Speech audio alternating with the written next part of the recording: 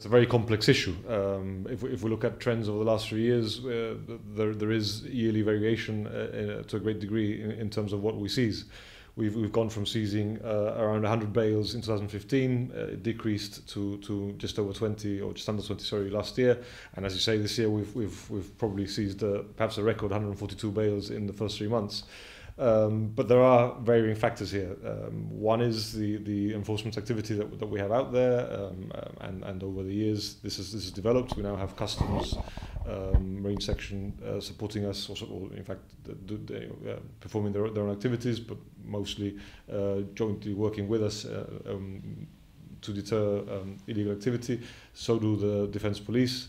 So there are factors such as the cannabis crop, when that occurs, and when the shipments come over. It is in effect a commodity, so all those supply and demand issues come into play. So if the trend were to continue this year, it would certainly be much more than we've seen in the past in terms of seizures. It doesn't mean that the trafficking of the drug is increasing necessarily. I wouldn't read that into it simply from the fact that we are seizing more drugs this year than we have in the past. You highlight interagency cooperation. Has this been increased recently, both locally and also with Spanish counterparts like the Guardia Civil? Taking the local side of it first, I wouldn't say it's increased. I think what we've done is necessarily got better at the way we do it. Our interoperability in terms of communication of the agencies is much better than it was, and that's been pushed really by the terrorist threat and the terrorist picture out there in terms of how we protect Gibraltar waters.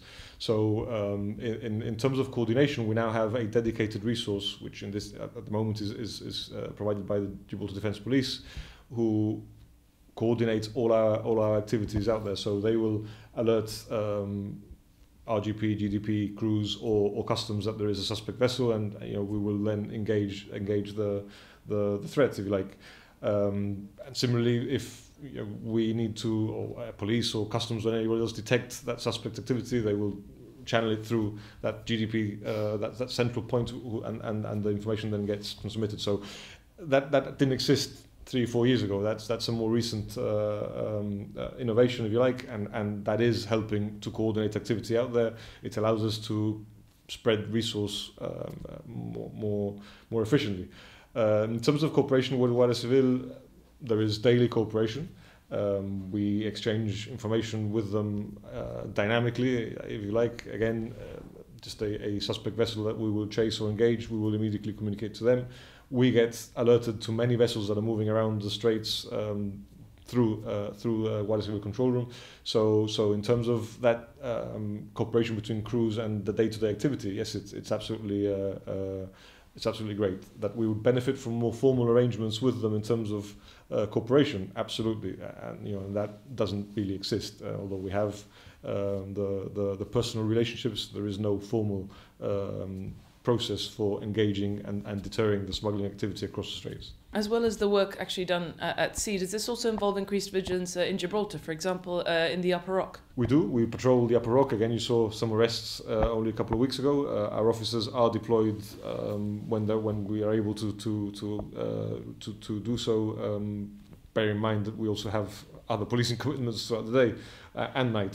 So when we have that availability, we send officers up the rock to try and flush out anybody who may be up there engaged in any activity.